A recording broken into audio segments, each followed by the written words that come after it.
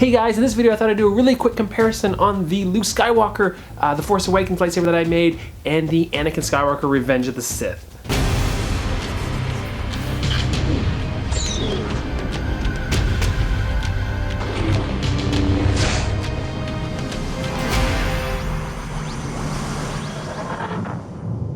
So one thing that I had a few questions about on Instagram and anywhere else I posted it, and even some comments on the last video, was how the lightsaber compared to the Skinny Flex or the Graflex version of the lightsaber that was used in Revenge of the Sith by Anakin. Now it's pretty neat. That lightsaber to me was a really great attempt at merging the prequel aesthetic and the Graflex lightsaber. Now, as I mentioned in last week's video, was that the Graflex was pretty much as is. It was just a piece of hardware that was added a few things to it to make it a lightsaber. It had no real design aesthetic. The same with most of the lightsabers in the original trilogy. But when you come towards the prequels, they went all out and machined and custom designed lightsabers. Really only 7 or 8 versions, maybe 9 total. By the time you got to Revenge of the Sith, they wanted to actually have Obi-Wan transition to his lightsaber that he used in A New Hope, or at least similar enough, and Anakin to have one that eventually went to Luke. So different design aesthetics, different prop making aesthetics at that time for, you know, lots of reasons. Movie making's progressed, prop making's progressed, lots of things have changed. So it stands to reason that they do that, and I thought it was great. They kind of did that in Attack of the Clones. Anakin's lightsaber very much resembled Darth Vader, so that's pretty cool in that way. Luke's lightsaber here had some very distinct traits to it that they wanted to retain for Anakin's, and that's like the grips and the clamp, and then they wanted to still keep up the overall look. So I mean, one of my first videos of this channel was this lightsaber, and I know some of my viewers may be familiar with the Skinny Flex on some forums. This was the original. I had this commissioned many years ago by Orbital Machining.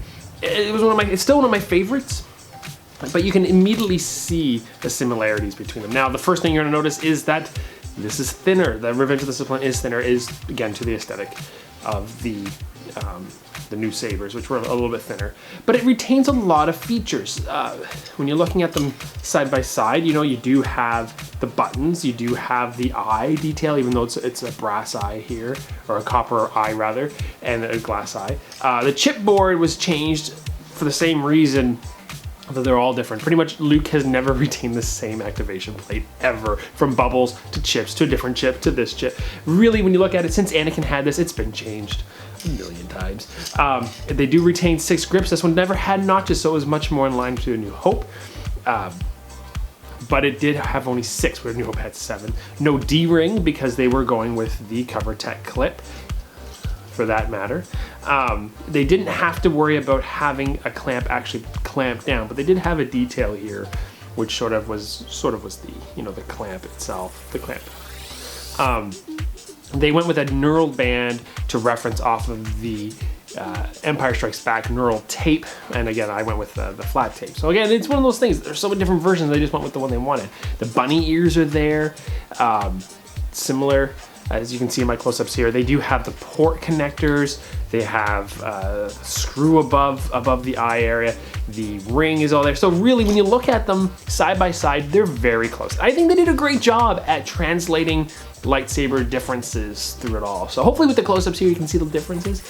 And if you have any questions about them, just ask me down in the comments below. If I had to choose between which one was my favorite, it's a really hard decision, because the Graflex itself was the lightsaber that I quite liked. It wasn't my favorite Luke Skywalker lightsaber. That was the version 2. But it's something about it that is special, especially once it was identified. But the Anakin Revenge of the Sith lightsaber was one of my first lightsabers I really took a hand in helping create. The details, getting the photos from Celebration 3.